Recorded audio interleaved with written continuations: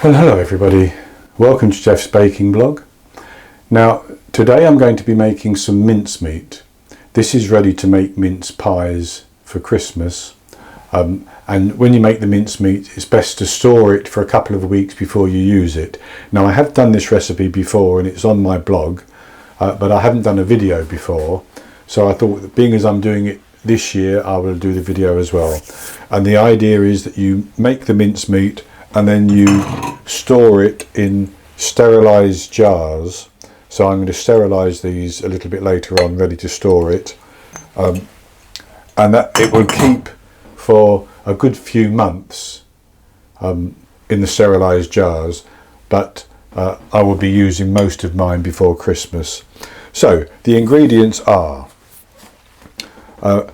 375 grams of currants and 250 grams of raisins, which I have soaked in 100 millilitres of brandy, and I'm now just straining those. I put those in this strainer so that the brandy can drip through. I'm not throwing the brandy away, we'll be using that later. I also have 300 grams of suet here. Now you could use butter if you don't want to use suet, but suet is the traditional way. I have 250 grams of dark brown sugar, which is a bit clumpy, but as we cook the mincemeat that will soften up. I have one large Bramley apple, which is a cooking apple, very tart, which I've peeled and shredded. I have 85 grams of chopped mixed peel, 1 teaspoon of mixed spice, and the zest and the juice of 1 lemon. So all of those ingredients, except for the brandy, go into a saucepan.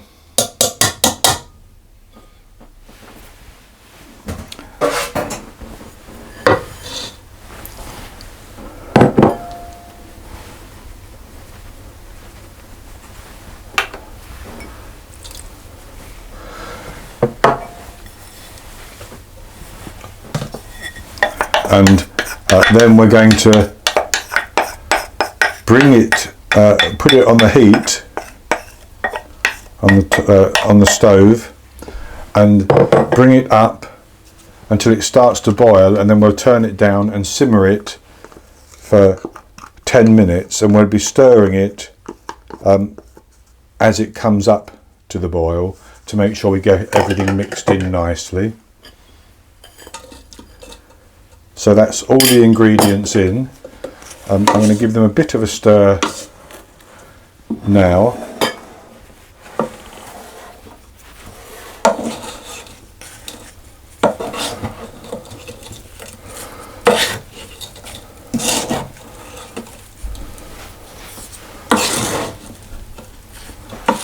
But as the suet melts and the apple begins to disintegrate, it will create a juice,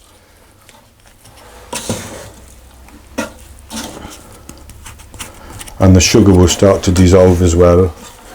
So with that mix like that, I'm going to put it on the stove and I'm going to bring it to the boil and simmer it for 10 minutes.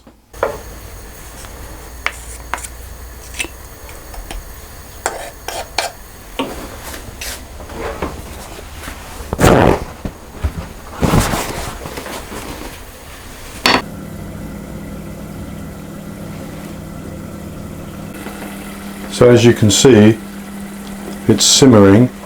I'll turn it down slightly and I'm going to let that simmer for 10 minutes. Then I'm taking it off the heat and I'm going to let it cool down completely.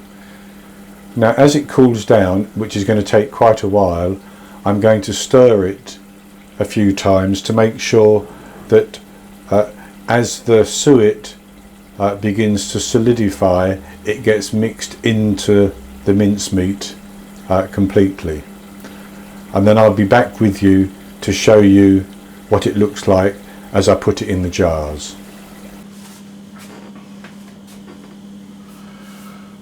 Okay, I'm back with you now, and it's been a while and my mincemeat has cooled down. I've sterilised my jars and they're still hot. This one's not as hot as it could be really now because they've taken a while, but I have filled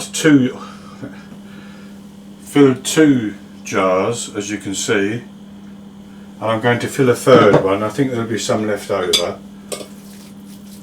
and basically I'm just taking it a spoonful at a time, pushing it into the jar,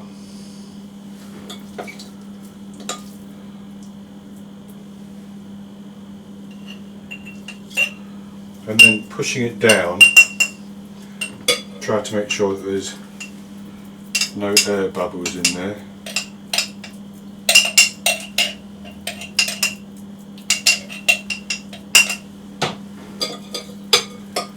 And this simmered for 10 minutes.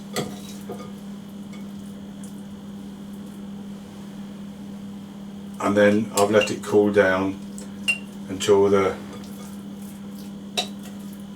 fat has actually gone hard again, and I kept mixing it as it was cooling down to make sure that the fat mixed in with the rest of the ingredients, because that's part of what gives it its flavour when you make the mince pies.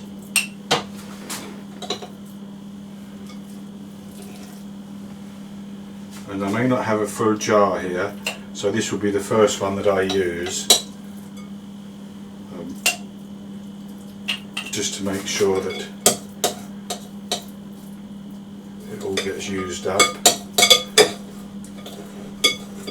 And what I'm going to do with this one is I'm going to put a piece of parchment paper on the top of this mixture.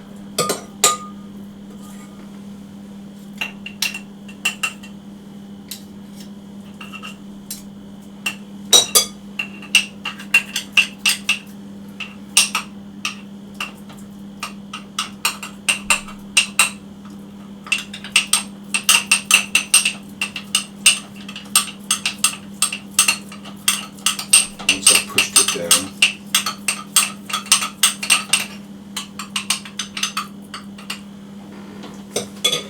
let's get some parchment paper.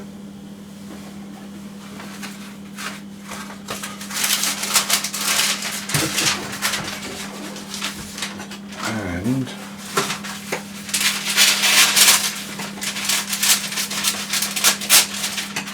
I'm just going to push that in,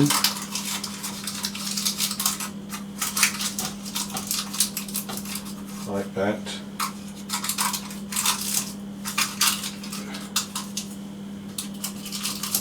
Just to try to give that an extra bit of a seal, because it's not a full jar. And then the lid goes on, and then that is ready to be left for 2 weeks. I'm going to let the jars cool down completely now, then I'm going to put them in the fridge, and in 2 weeks time I'm going to make the mince pies. So I'll do a video to show you how to make the mince pies. So that's it for this recipe, and I will be back with you very soon with another recipe.